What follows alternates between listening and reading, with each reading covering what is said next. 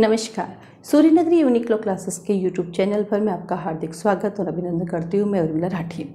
बात करें जुडिशरी के एग्ज़ाम की, तो जैसे कि लास्ट सेशन में आपने देखा था मेरा चैप्टर नंबर 1 सीआरपीसी। आज हम लोग पढ़ेंगे chapter number 2 CrPC.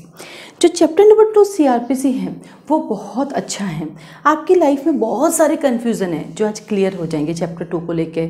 CJM, ACJM, assistant court of session, additional court of session कब आ जाते हैं, कब नहीं आते हैं, हायरार्की में ये लिखे हुए है या नहीं, कैसे इसको मैनेज करना होता है। तो इस चैप्टर के थ्रू जो आपको सबसे ज़्यादा फ़ायदा होने वाला वो ये है कि कोर्ट को लेकर जो भी आपके मन में कन्फ्यूज़न है वो सब क्लियर हो जाएगा। तो हमने कुछ नहीं किया, हमने एक ईजी काम किया है इस चैप्टर 2 को आपको कैसे पढ़ाया जाए। हम जब बात पढ़ाने की कह रहे हैं तो देखिए, पढ़ाने के लिए बहुत सारे लोग हैं और सब पढ़ाते हैं और सब कानून ही पढ़ाते हैं, राइट। बट ये है कि मेरा जो वे है थोड़ा ईजी है।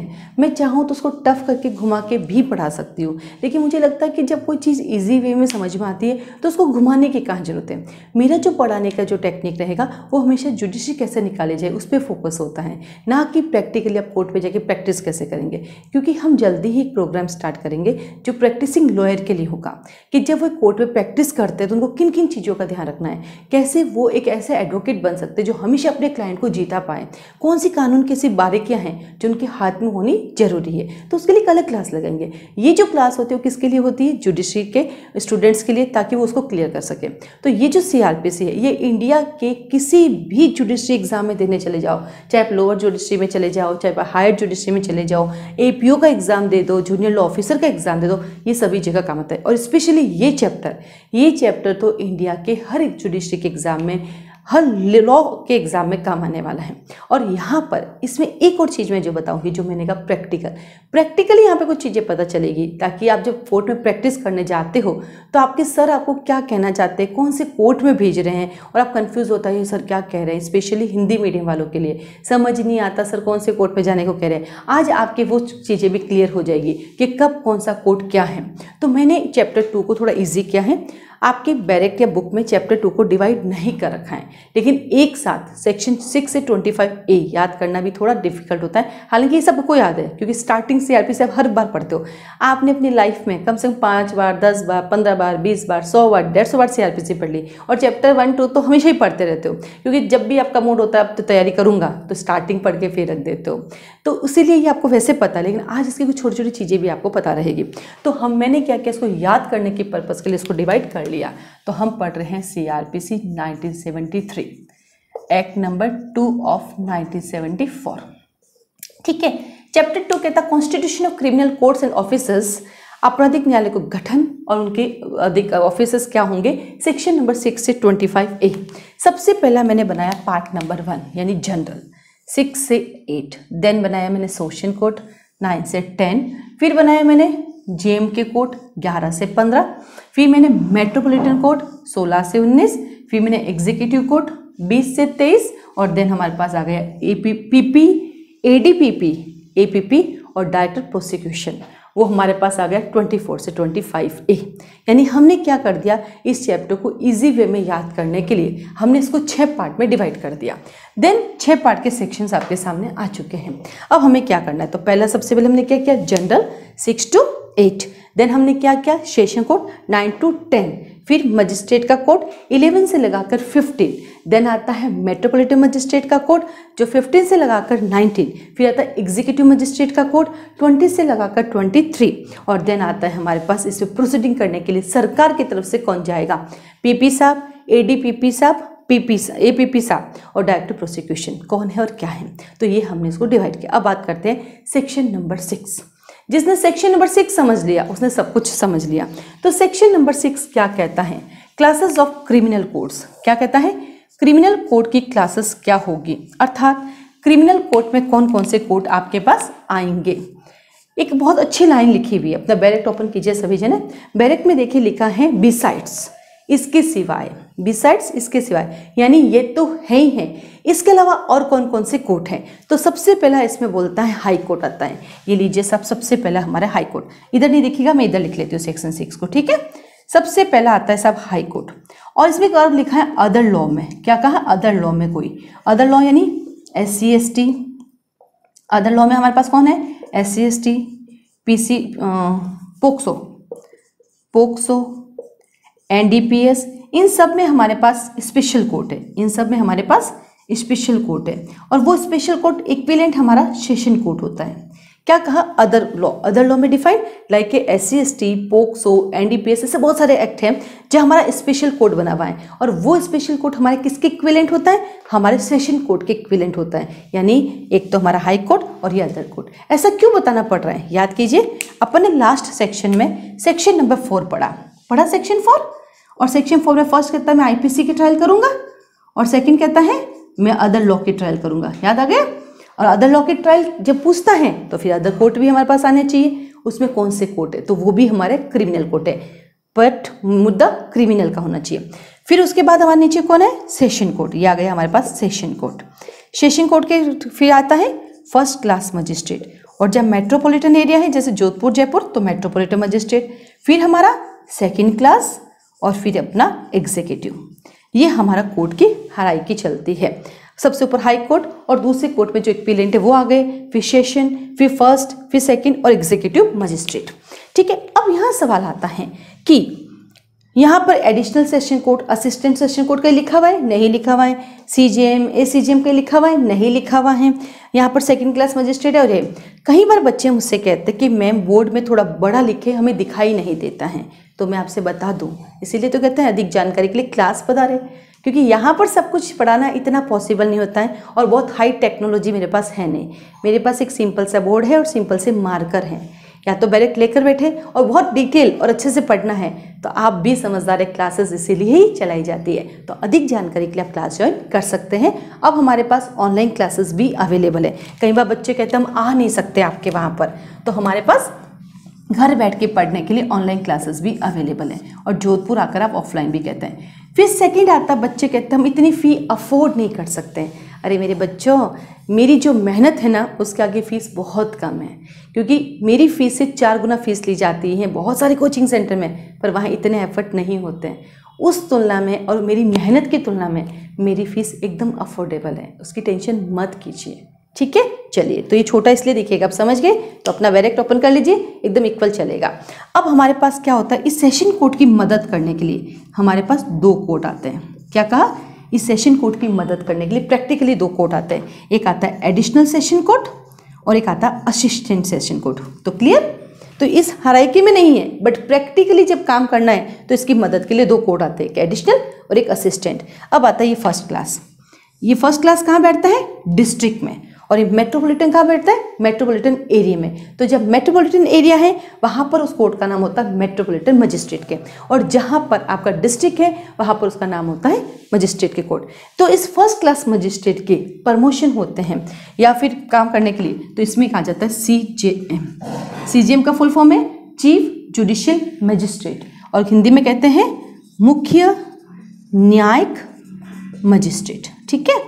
और इसके सपोर्ट में काम करने के लिए होते हैं हमारे पास ACJM, additional chief judicial magistrate, अतिरिक्त मुख्य न्यायिक मजिस्ट्रेट। अर्थात यहाँ पर तो फर्स्ट क्लास ही है, क्योंकि जब हम पढ़ते हैं CRPC सेक्शन नंबर 190, क्या पढ़ते हैं? CRPC सेक्शन नंबर 190, तो वहाँ पे लिखा हुआ है कॉग्निजेंस कौन लेगा? First class magistrate. और कौन लेता है? Second class magistrate authorized by CJM, यानी डायरेक्ट इनके पास नहीं जाते हैं। हमारे यहाँ पे डायरेक्ट मैटर कहाँ जाता है? First class magistrate. फिर वहाँ से डिवाइड होता है, मैटर किस लेवल का है क्या है वो अपने आप वहाँ पे पहुँच जाते हैं। CJM साहब एक होते हैं, बट SCJM साहब कितने ही हो सकते हैं? ACJM 1, ACJM 2 याद करो। जब कोर्ट जाते हो तो बॉस कहता ना ये फाइल हमारे ACJM 1 के कोर्ट में, 2 के कोर्ट में, 3 के कोर्ट में, ये कितने भी हो सकते हैं। ठीक है। अब आता है मेट्रोपॉलिटन। क्या आता है अब हमारे पास? मेट्रोपॉलिटन। तो इस मेट्रोपॉलिटन की हम बात करते हैं तो ये भी हमारे पास 2 हैं मदद करने के लिए। एक तो आता है हमारे पास CMM चीफ मेट्रोपॉलिटन मजिस्ट्रेट, और एक इसकी मदद करने के लिए आता है ACMM additional chief metropolitan magistrate. तो क्लियर हो गया? यहाँ ये नहीं है, लेकिन हम आगे पढ़ेंगे इनकी मदद के लिए। ये आगे कहाँ पढ़ेंगे हम? ये हम पढ़ेंगे सेक्शन नंबर 12 में, और ये हम पढ़ेंगे सेक्शन नंबर 17 में। ठीक है, चलिए यहाँ क्लियर हो गया। तो नाउ सबसे ऊपर हाई कोर्ट, अदर कोई कोर्ट में बना हुआ हमारा कोर्ट, सेकंड सेशन, फर्स्ट की मदद के लिए आगे जाएंगे, मेट्रोपॉलिटन की मदद के लिए फिर नए आएंगे, फिर सेकंड क्लास मजिस्ट्रेट अकेले ही है। बहुत सारे स्टेट में सेकंड क्लास मजिस्ट्रेट नहीं है इन अ क्रिमिनल, और बहुत सारे स्टेट में in a civil small causes court नहीं है। क्या नहीं है? स्मॉल कोजेस कोर्ट नहीं है। और देन आता है एग्जीक्यूटिव मजिस्ट्रेट। अब आपके मन में आएगा ये एग्जीक्यूटिव मजिस्ट्रेट कौन है? इसको बोलते हैं कार्यपालक मजिस्ट्रेट। और ये कौन होते हैं? कलेक्टर लेवल के, यानी आरएस और आईएएस ऑफिसर। कौन होते हैं ये? आरएस और आईएएस ऑफिसर। जब ये जुडिशियल वर्क देखते हैं, क्या कहा कि जब ये जुडिशरी वर्क देखते हैं तो इनका नाम क्या हो जाता है? तो ये हमारे बन जाते हैं एग्जीक्यूटिव मजिस्ट्रेट। क्या कहा कि जब ये जुडिशियल वर्क देखते हैं तो ये हमारे बन जाते हैं एग्जीक्यूटिव मजिस्ट्रेट। अब इसमें भी एक अच्छी बात बताती हूँ। जब कलेक्टर साहब क्रिमिनल मैटर को देखते हैं एज ए जुडिशियल ऑफिसर तो उनका नाम हो जाता है एग्जीक्यूटिव मजिस्ट्रेट। और जब कलेक्टर साहब सिविल मैटर देखते हैं तो उनका नाम हो जाता है डीएम, डिस्ट्रिक्ट मजिस्ट्रेट। क्या नाम हो जाता है? DM, district magistrate. याद रखना, सिविल वर्ड यूज किया मैंने, यानी सीआरपीसी में भी जहां जहां सिविल नेचर आएगा, सीआरपीसी में भी जिन जिन मामलों में सिविल नेचर दिखाया जाएगा वहां डीएम वर्ड यूज होगा, अन्यथा एग्जीक्यूटिव मजिस्ट्रेट, अन्यथा एग्जीक्यूटिव मजिस्ट्रेट वर्ड यूज होगा। ठीक है, तो क्या कहा कि जब ये एग्जीक्यूटिव मजिस्ट्रेट तो हम कलेक्टर को ले आते हैं बीच में। किसको ले आते हैं? हमारे यहाँ पे कलेक्टर साहब को। ये आ गए हमारे कलेक्टर। ठीक है, ये कलेक्टर जब क्रिमिनल वर्ड देखता है तो एग्जीक्यूटिव मजिस्ट्रेट बन जाता है, और सिविल देखता है तो डीएम बन जाता है। तो याद कीजिए, सीपीसी पढ़ी, और सीपीसी में हमने कहीं जगह लिखा है कि डीएम के द्वारा ऐसा किया जाएगा। और याद कीजिए सीआरपीसी, और सीआरपीसी में जहाँ सिविल नेचर है वहाँ पे वर्ड यूज किया जाता है डीएम के द्वारा ये ऑर्डर दिया जाएगा, डीएम के द्वारा ये किया जाएगा। और कुछ एक्सेप्शन सभी जगह है जहाँ क्रिमिनल होने पर भी डीएम लिखा जा सकता है, लेकिन 99% एग्जीक्यूटिव मजिस्ट्रेट। अब आपके मन में आना चाहिए ये एग्जीक्यूटिव मजिस्ट्रेट कौन हो सकता है? तो ये हम पढ़ेंगे यहाँ पर सेक्शन 20 से 23। बहुत सारे आईएएस ऑफिसर होते हैं जो कलेक्टर अपॉइंट होकर आते हैं, फिर उनमें से स्टेट गवर्नमेंट एग्जीक्यूटिव मजिस्ट्रेट बना देती है। और यहाँ पर हम पढ़ेंगे डीएम और एसडीएम पढ़ेंगे ना। डीएम के द्वारा ऑर्डर दिया जाएगा, एसडीएम के द्वारा ऑर्डर दिया जाएगा। कहाँ पढ़ेंगे हम? डीएम और एसडीएम। याद कीजिए, हम पढ़ते हैं कहाँ पर?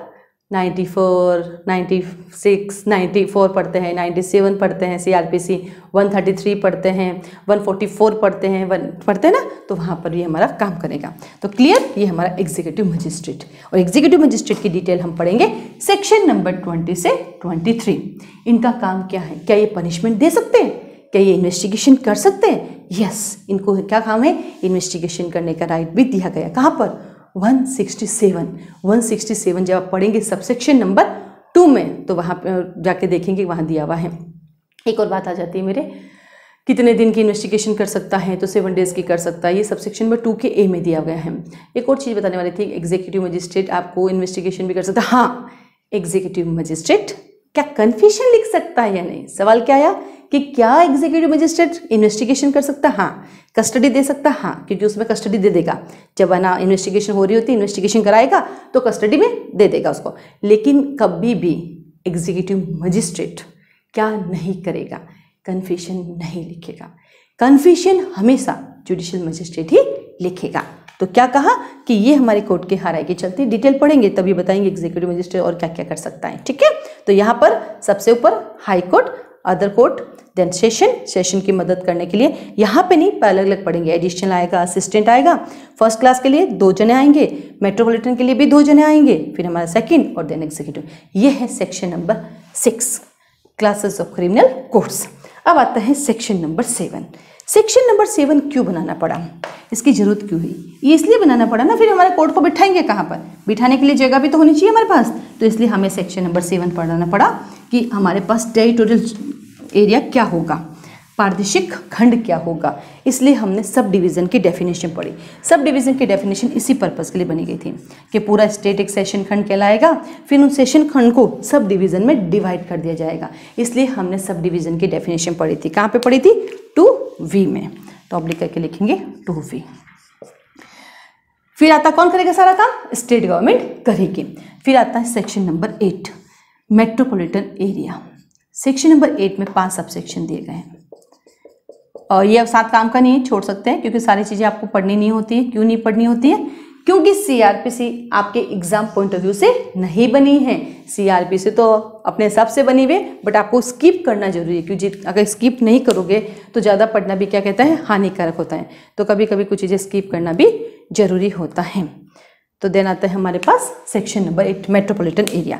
कहानगर, महानगर। तो आइए साहब अपन कहानगर चलते हैं। ऑब्लिक के 2 का के कहानगर, महानगर, ये आया सब सेक्शन 1 2 3 4 5। जिस्ट बताऊंगी, अधिक जानकारी के लिए क्लास आना पड़ेगा।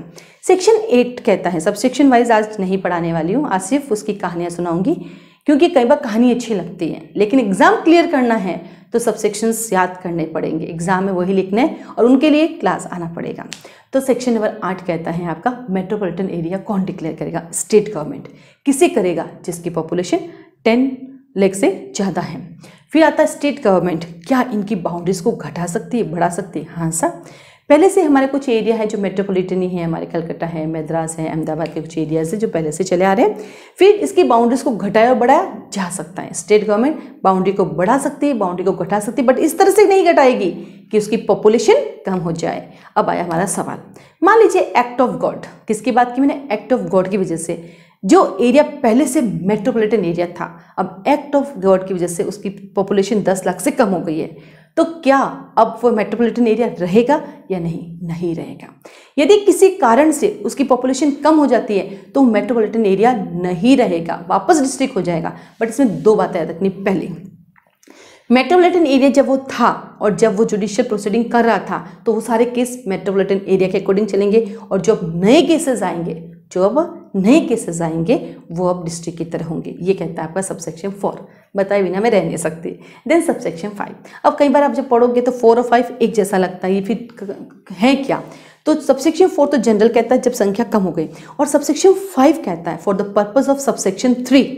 Subsection 5 for the purpose of subsection 3, जहाँ बाउंड्रीज बढ़ाते हैं तो बाउंड्रीज बढ़ाई तो अब वो एरिया जो पहले डिस्ट्रिक्ट था वो मेट्रोपॉलिटन में आ गया, या वो जो ब्लॉक था अब मेट्रोपॉलिटन में आ गया। तो अब क्या होगा, तो बोला जो पहले केस उसके डिस्ट्रिक्ट से चल रहे थे वो डिस्ट्रिक्ट में ही चलेंगे, और जो नए केस है वो मेट्रोपॉलिटन के लिए चलेंगे। तो याद रखना, सबसेक्शन 4 एक्ट ऑफ गॉड के हिसाब से याद कर लो कि जनसंख्या किसी तूफान के कारण, आंधी के कारण, काल के कारण, भूकंप के कारण कम हो गई। लेकिन subsection 5 for the purpose of subsection 3, जहाँ स्टेट गवर्नमेंट बाउंड्रीज बढ़ाती हैं तो कुछ और नए ऐड हो जाते हैं, तो उनके पहले वाले केस तो डिस्ट्रिक्ट के हिसाब से चलेंगे, और नए वाले केस कैसे चलेंगे, नए वाले केस उनके चलेंगे मेट्रोपॉलिटन एरिया के हिसाब से।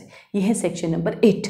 हायर जुडिशरी के एग्जाम में ये आता है। कहाँ पर आता है ये, जुडिशरी के एग्जाम में तो सिर्फ प्री में आता है, हायर जुडिशरी के एग्जाम में ये मेन का क्वेश्चन आ जाता है। ठीक है, तो सेक्शन 6 क्लासेस, सेक्शन 7 टेरिटोरियल, और सेक्शन 8 कहता है मेट्रोपॉलिटन। यानी एक पार्ट हमारा कंप्लीट हुआ। अब चलते हैं दूसरे पार्ट की तरफ। दूसरा पार्ट है हमारा सेशन कोड। क्या कहता है, सेशन कोड दूसरा पार्ट है। सेशन कोड के अंदर 2 सेक्शन पढ़ेंगे, सेक्शन 9 और सेक्शन 10। सेक्शन 9 के पास 6 सब सेक्शन है, सेक्शन 9 के पास 6 सब सेक्शन है और इसके पास 3 है। अच्छा लगता है ना ऐसे बोर्ड को पूरा कंप्लीट करके। हाँ, दिखता नहीं है, अब क्या करें, आप लोगों का सहयोग रहा, आप सब सेलेक्ट हो जाओ ना, फिर मुझे बड़ा सा इलेक्ट्रिक जो बोर्ड आता है ना वो दिला देना, फिर उसमें इतना सारा स्पेस हो जाएगा, मैं लिखती जाऊंगी, शॉर्ट करती जाऊंगी, लिखती जाऊंगी, ताकि वो सब बाकी आपके आने वाले स्टूडेंट्स को बेनिफिट हो जाएगा। ठीक है, चलिए सेक्शन नंबर 9 का सबसेक्शन 1 बड़ा शानदार है। स्टेट गवर्नमेंट कौन एस्टेब्लिश करेगी, स्टेट गवर्नमेंट, अंडरलाइन कीजिए, स्टेट गवर्नमेंट करेगी। ये लीजिए, स्टेट गवर्नमेंट कर दिया। किसको करेगी, सेशन कोड एस्टेब्लिश करने दो। Subsection 2 presiding officer. अब आप कहेंगे मैम प्रिजाइडिंग ऑफिसर क्या होता है। देखिए, आप जिस पोस्ट की तैयारी कर रहे हैं उसका नाम होता है राजस्थान तो RJS, दिल्ली तो DJS, गुजरात तो GJS। ठीक है, गुजरात जुडिशियल सर्विसेज की तैयारी कर रहे हैं। जब आप पोस्ट पे जाते हो इन लोअर जुडिशरी तो आपका नाम होता है first class judicial magistrate and civil जज। आपकी पूरी पोस्ट का नाम होता है, क्योंकि जब वैकेंसी निकलती है तब देखना सिविल का आर्डर लिखा हुआ होता है, कभी भी वहाँ पे क्रिमिनल का वर्ड यूज़ नहीं होता है, क्रिमिनल का आर्डर ऐसा नहीं होता है। तीसरी बात, जब आप पीठ पर बैठकर काम करते हैं, उस कुर्सी पर बैठकर काम करते हैं, जब आप सिग्नेचर करते हैं, you are a presiding officer. तो आप क्या हैं, ऐसे सेशन जज है लेकिन आप प्रिजाइडिंग ऑफिसर हैं। तो सबसेक्शन 2 प्रिजाइडिंग ऑफिसर की अपॉइंटमेंट हाई कोर्ट करेगा। एक चीज गांठ बांधो, प्रिजाइडिंग ऑफिसर कहीं का भी हो हमेशा हाई कोर्ट ही करती है, और इसी प्रिजाइडिंग ऑफिसर को हम पढ़ते हैं कहाँ पे, CPC में, सेक्शन नंबर 2 के 8 में। जब जज की डेफिनेशन पढ़ोगे ना, वहाँ लिखा है जज का मीनिंग ऑफ प्रिजाइडिंग ऑफिसर, एक बार देखना 2:8 में। ठीक है, रेंट कंट्रोल एक्ट में जाओगे, वहां पर भी प्रिजाइडिंग ऑफिसर की अपॉइंटमेंट कौन करता है? वहां पर भी प्रिजाइडिंग ऑफिसर की अपॉइंटमेंट कोर्ट ही करता है। तो क्या कहा, 99% कोर्ट जब लिखा आता है तो वहां पर प्रिजाइडिंग ऑफिसर की अपॉइंटमेंट कौन करेगा? हमेशा हाई कोर्ट करेगा। कौन करेगा? हाई कोर्ट करेगा। देन आता है आपके पास सबसेक्शन नंबर 3। अब कहते हैं भाई इसकी मदद के लिए किसी को तो बुलाना पड़ेगा। किसको बुलाएंगे? एडिशनल और असिस्टेंट। ये आ गया आपका, अभी थोड़ी देर पहले देखा, एडिशनल भी आ गया, असिस्टेंट आ गया। अब ये कार्य करेंगे, कैसे करेंगे? जैसा उनको काम करने के लिए कहेंगे। तो सबसेक्शन 3 कहता है सेशन कोर्ट की मदद करने के लिए एक एडिशनल और एक असिस्टेंट कोर्ट ऑफ सेशन आएंगे, और एडिशनल और असिस्टेंट को भी कौन अपॉइंट करेगा? हाई कोर्ट ही करेगा। देन सबसेक्शन 4 में काम करेंगे।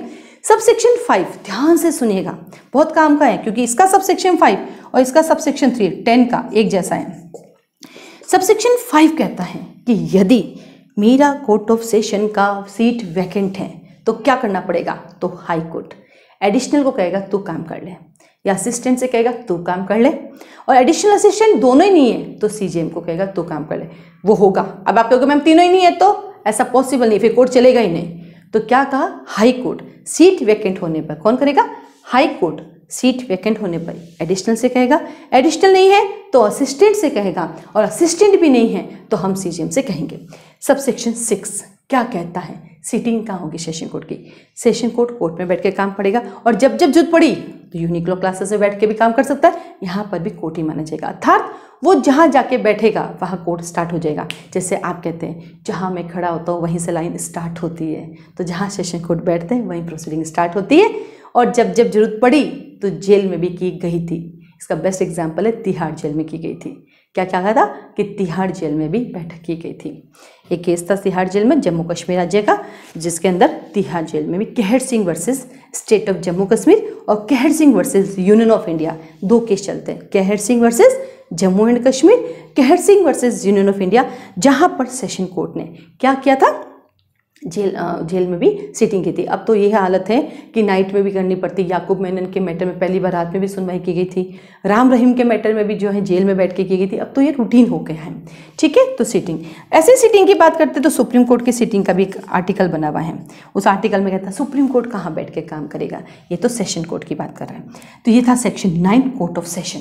Now section number 10 subordination of session court. नाम से ही लग रहा है subordination of court of session.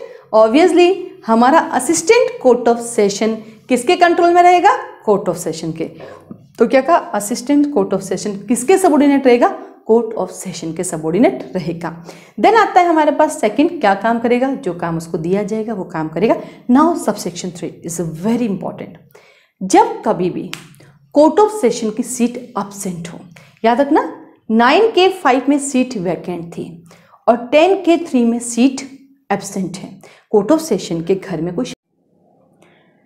तो बात आ रही थी हमारी कि सेक्शन नंबर 10 के अंदर तो सीट यहाँ पर क्या है? वैकेंट है। तो क्या हो रहा था अपने कि जो हमारा कोर्ट ऑफ सेशन है उनके घर में क्या आ गई थी? मैरिज आ गई थी। क्या कहा?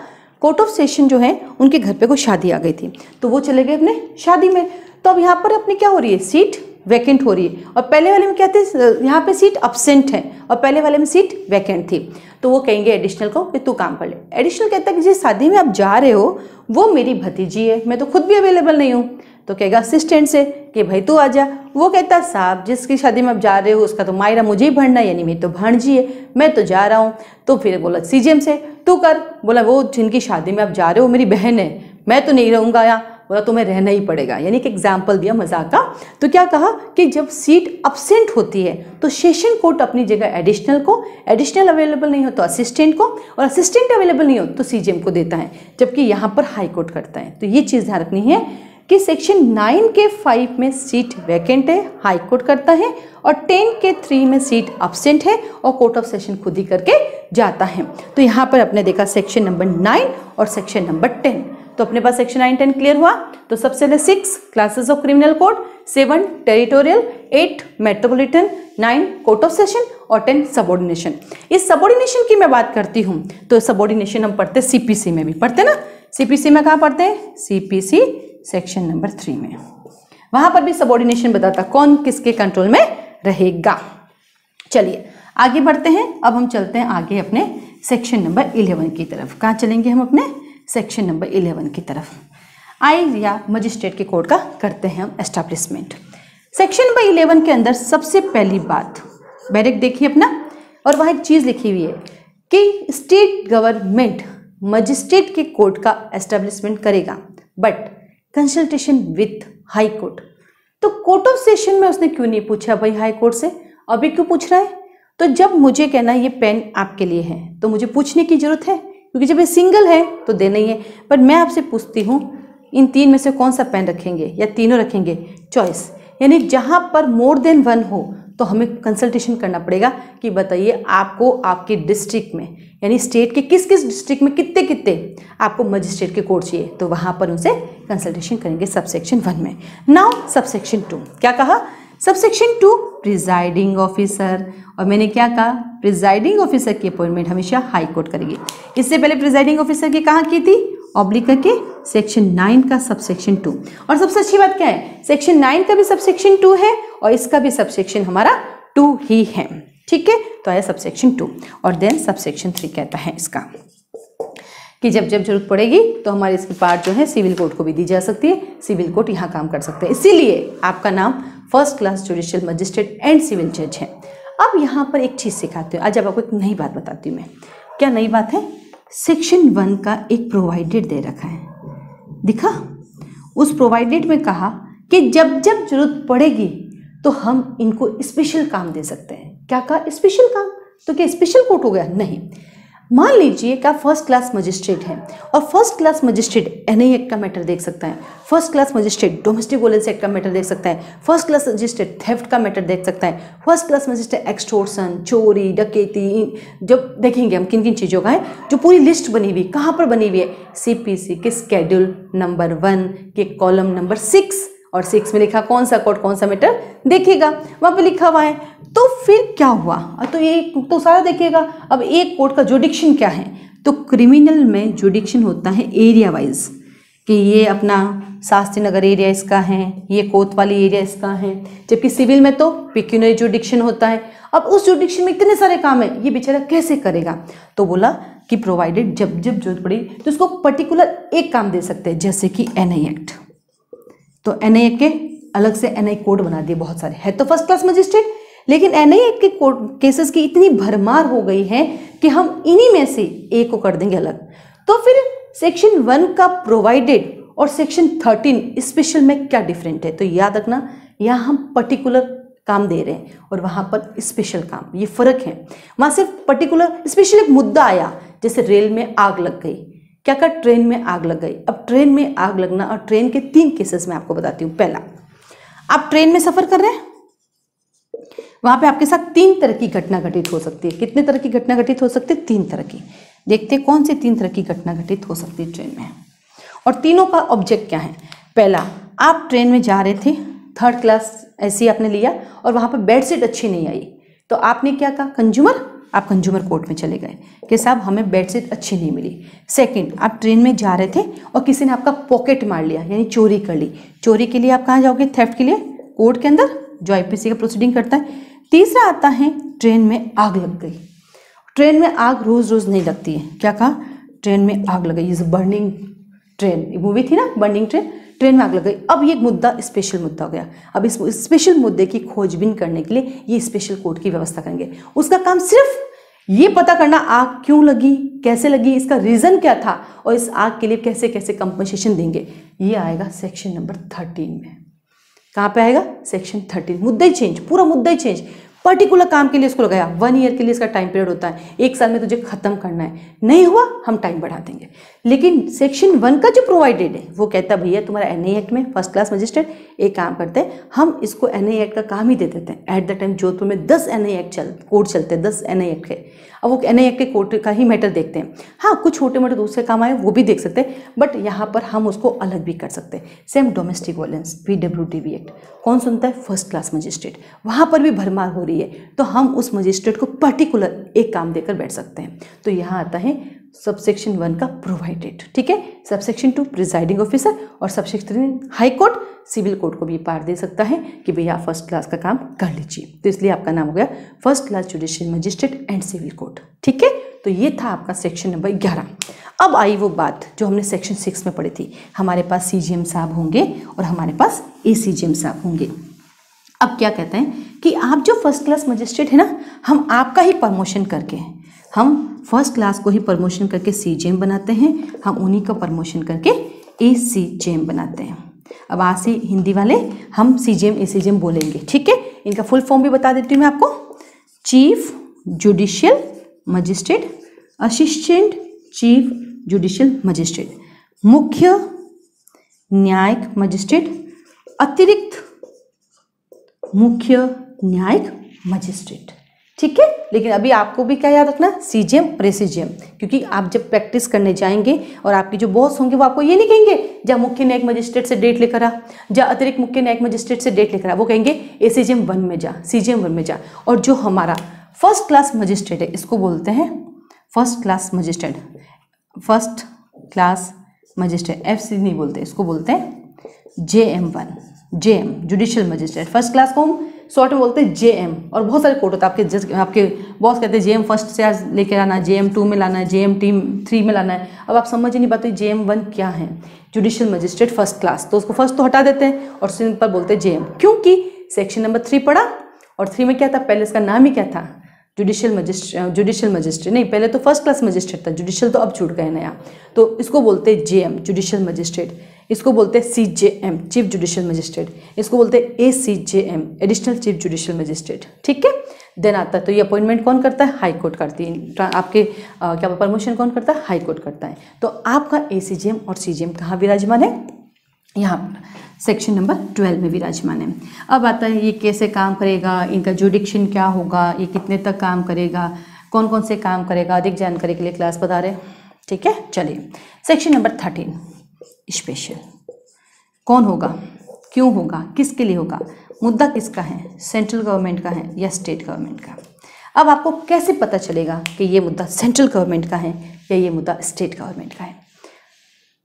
आप जाइए कॉन्स्टिट्यूशन आर्टिकल 246, वहाँ पे आपको 3 तरह की लिस्ट बताई जाएगी। कितने तरह की लिस्ट है, 3 तरह की, union list, state list, concurrent list. Union list के सब्जेक्ट कितने हैं हमारे पास, 97, स्टेट लिस्ट में कितने हैं 66 और इसमें कितने हैं 47। अर्थात ट्रेन किसका मुद्दा था, यूनियन का, कहाँ हुई, जोधपुर में हुई, तो क्या करना पड़ेगा, वो आपसे कहेगा जोधपुर में क्या कहेगा, कोर्ट की व्यवस्था करो, किसको कहेगा, हाई कोर्ट को। तो जब कभी भी सेंट्रल गवर्नमेंट स्टेट गवर्नमेंट का मुद्दा है वो हाई कोर्ट से कहेगा, क्या कहेगा, हाई कोर्ट से कृपया करके हमारे लिए एक स्पेशल कोर्ट की व्यवस्था करें और उसमें एक स्पेशल जज बिठाइए। वो स्पेशल जज की क्वालिफिकेशन क्या होगी, बोला वो पब्लिक सर्वेंट होना चाहिए, बट उसके पास लॉ की डिग्री होनी चाहिए। वो पब्लिक सर्वेंट होना चाहिए बट उसके पास लॉ की डिग्री होनी चाहिए। कि ठीक है सर, लॉ की डिग्री हो सकती है, इसका मतलब क्या हुआ कि वो RJS होना जरूरी नहीं है।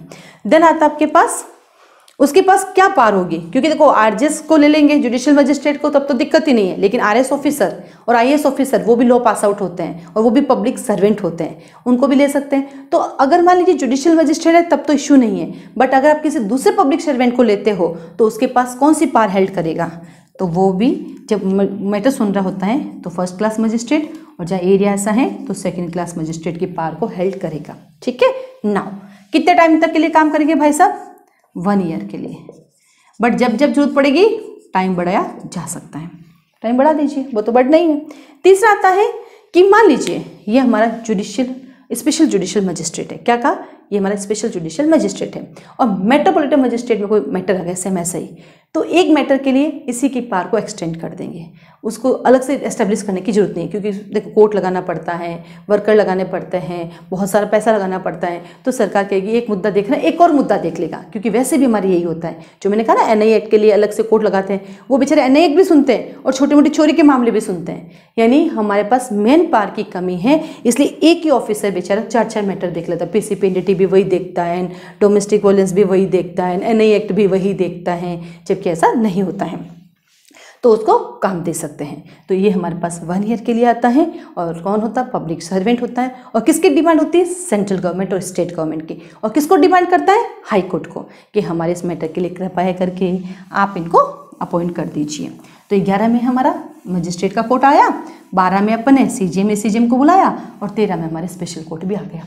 अब देखिए अब आप आ गए, हम क्या कहेंगे, आपको काम करना है, कहाँ काम करोगे, तो हमने आपको जुरिस्डिक्शन दे दी कि ये आपका एरिया होगा कि सीजीएम कहाँ काम करेगा, एसीजीएम कहाँ करेगा, फर्स्ट क्लास कहाँ करेगा, ठीक है, क्या बोलते सब डिवीज़न में कौन कैसे काम करेगा। तो पहले तो मैंने आपको पूरा का पूरा आपकी अधिकारिता दे दी, जुरिस्डिक्शन दे दिया, पार दे दी, और हाथों हाथ पीछे जाके मैंने आपको सबऑर्डिनेशन दे दिया कि रुकिए, आप स्वतंत्र नहीं है पूरी तरह से, आपको कंट्रोल में और सुपरविजन में रह के काम करना पड़ेगा। तो कैसे याद किया, पहले जुरिस्डिक्शन दिया और देन सबऑर्डिनेशन दे दिया, पहले जुरिस्डिक्शन दिया और फिर आपकी अधीनस्था भी दे दी। और इससे पहले सबऑर्डिनेशन कहाँ पड़ा, सेक्शन नंबर 10 में। इससे पहले सबऑर्डिनेशन कहाँ पड़ा, सेक्शन नंबर 10 में। तो ये देखिए आपका तीसरा पार्ट कंप्लीट होता है। आपके पास एस्टेब्लिश होता है मजिस्ट्रेट के कोर्ट, फिर एसीजीएम सीजीएम को लेकर आते हैं, उसके बाद स्पेशल मजिस्ट्रेट को लाते हैं, फिर हम आपको आपका जुरिस्डिक्शन देते हैं और देन हम आप पे कंट्रोल करके सबऑर्डिनेशन ले लेते हैं। और इससे पहले कहाँ पड़ा, सेक्शन नंबर 10 में। और सीपीसी में कहाँ पढ़ते हैं, सेक्शन नंबर 3 में। चलिए अब आता है मेट्रोपॉलिटन। क्या होता है, हमारे पास डिस्ट्रिक्ट होते हैं और डिस्ट्रिक्ट में मेट्रोपॉलिटन एरिया होते हैं। मेट्रोपॉलिटन एरिया कौन से, तो हमने कहा जिसकी पॉपुलेशन 10 लाख से ज़्यादा है। तो यहाँ पे हम ऑब्लिक करके लिखेंगे सेक्शन नंबर 2 का के और सेक्शन नंबर 8। और वैसे शुरू कहाँ हो रहा है, 8 दूनी 16। कैसे याद रखोगे, 8 के अंदर हमने एरिया बताया और 16 में उसके लिए कोर्ट एस्टैब्लिश कर दिया, तो 8 दूनी 16। अब आता है मेट्रोपॉलिटन एरिया के सभी जगह है। जैसे मैं बात करती हूँ कि Suryanagari unique law classes Rajasthan की जोधपुर में है, और मैं लिटरली उतारी हूँ, मैं वाकई बहुत लकी हूँ कि मैं जोधपुर यानी महानगर में मैं अपना कोचिंग सेंटर चलाती हूँ। ये मेरी लाइफ का एक अचीवमेंट है। कई बार मैं कहती हूँ यार लकी ना, मैं महानगर में अपना कोचिंग सेंटर चलाती हूँ, इससे बेस्ट क्या हो सकता है। छोटे छोटे एफर्ट करती हूँ, छोटे छोटे सपने देखती हूँ और उनको धीरे धीरे पूरा करती हूँ। तो बस कम सोर्सेज में अच्छा काम करने की कोशिश हमेशा करती हूँ, बट उन सब के लिए आप लोगों का तहे दिल से धन्यवाद, क्योंकि आपने हमेशा मोटिवेट किया, आपने हमेशा राह दिखाई, और कहीं ना कहीं आप लोगों की ललक की वजह से मैं हर रोज़ एक नया कदम आगे रखती गई। तो बस इसी तरह मुझ पर अपना भरोसा दिखाते रहिएगा और मेरे वीडियोज़ देखते रहिएगा, शेयर कीजिएगा, आज मैं कहती हूँ लाइक भी कीजिएगा और सब्सक्राइब भी कीजिएगा। फाइनली 1 साल बाद मैंने ये बोला, क्योंकि मुझे लगा अब समय आ गया ना, बोलना चाहिए। जब वोट मांगने के लिए लोग आ सकते हैं तो हम भी लाइक मांग सकते हैं ना। चलिए, तो मेट्रोपॉलिटन मीनिंग यानी मैं राजस्थान जोधपुर हूँ, और मेरे राजस्थान में 2 मेट्रोपॉलिटन एरिया है, एक जोधपुर और एक जयपुर। तो मैं जोधपुर में रहती हूँ और मैं बेसिकली गांव से बिलोंग करती हूँ। तो वहाँ पर मिर्ची है ना, रेड मिर्ची, वो बड़ी फेमस होती है। हालांकि बच्चे कमेंट भी करते हैं मेरी मिर्ची को लेकर, बट मेरी वहाँ की मिर्ची पूरे इंडिया में फेमस है। तो हमेशा कहती हूँ मेरे गाँव में 2 ही चीज़ फेमस है, एक वहाँ की लाल मिर्ची और एक उर्मिला राठी। इसमें क्या बुराई है, फेमस तो फेमस है। ये कहाँ से सीखा मैंने, देखो खुद से कुछ नहीं करते, कहीं ना कहीं सीखते हैं। तो एक मूवी आई थी जिसमें कहा था कि गांव, एक तो यहाँ ताजमहल और दूसरा कबीर, ऐसा करके एक मूवी थी जिसमें बताया गया था। ठीक है, तो ये मेट्रोपॉलिटन एरिया है जोधपुर, और वैसे एक मेट्रोपॉलिटन एरिया है जयपुर। तो क्या कहा, अब वहाँ पर कैसे प्रोसीडिंग होगी, यहाँ पे कमिश्नरेट चलता है, वो कैसे काम करेगा। तो आइए सेक्शन नंबर 16। सबसे अच्छी बात बताऊँ मैं, section number 16 subsection number 1, section number 16 subsection number 1 same वैसा ही है जैसा कि सेक्शन नंबर 11 सबसेक्शन नंबर 1। क्या कहा, सेक्शन 16 का सबसेक्शन 1 और सेक्शन 11 का सबसेक्शन 1 पूरा का पूरा कॉपी पेस्ट है। स्टेट गवर्नमेंट हाई कोर्ट से कंसल्टेशन, क्योंकि यहाँ पर भी मोर देन 1 हो सकते कोर्ट, लेकिन सेक्शन नंबर 9 का 1 ऐसा नहीं है। 9 के 1 में स्टेट गवर्नमेंट खुद करता है, जबकि 11 के 1 में एस्टेब्लिश तो करेगा लेकिन हाई कोर्ट से कंसल्टेशन, और यहाँ पे स्टेट गवर्नमेंट करेगा हाई कोर्ट के कंसल्टेशन। यही आपका प्री का क्वेश्चन है। देन आता है number 2, presiding officer.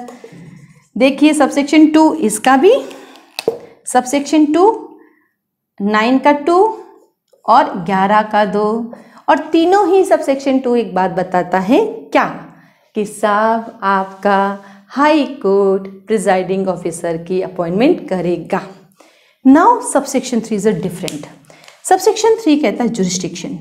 Metropolitan magistrate whole district में काम करेगा, होल मेट्रोपॉलिटन एरिया में काम करेगा। अब देखिए इसका जुरिस्डिक्शन कहाँ था, मजिस्ट्रेट का, ऑब्लिक करके लिखेंगे सेक्शन नंबर 14 में। ध्यान से देखिएगा, उसका सेक्शन 14 में था, जबकि इसका कहाँ पे आ गया, सबसेक्शन 3 में। सेम वैसे ही जैसे कि मैं बात करती हूँ सीआरपीसी की ट्रायल की।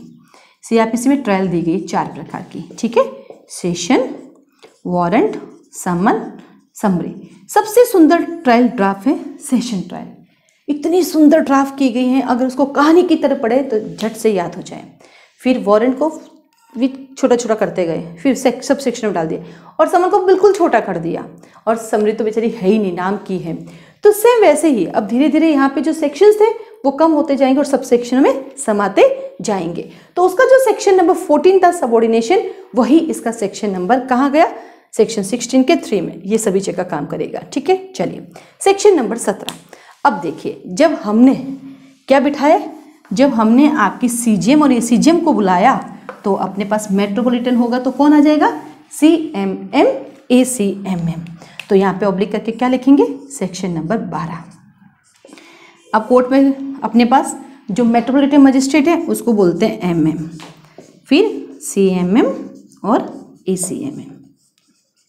फुल फॉर्म क्या है, metropolitan magistrate, chief metropolitan magistrate, additional chief metropolitan magistrate.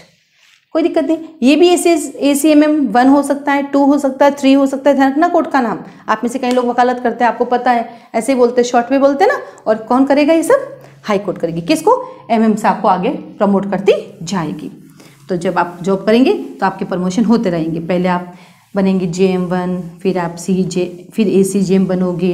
देखिए, अगर आप 21 साल की उम्र में सेलेक्ट हो जाते हो, 21 ईयर्स में सेलेक्ट, तो आप बनेंगे फर्स्ट क्लास मजिस्ट्रेट JM1। फिर आपका प्रमोशन होगा ACJM में, फिर आपका प्रमोशन होगा CJM में, फिर आप बनेंगे ADJ, फिर आप बनेंगे DJ, फिर आप बनेंगे हाई कोर्ट जज, फिर आप बनेंगे सुप्रीम कोर्ट जज, और ज़िंदगी के लास्ट पड़ाव में आप बनेंगे chief justice of India CJI।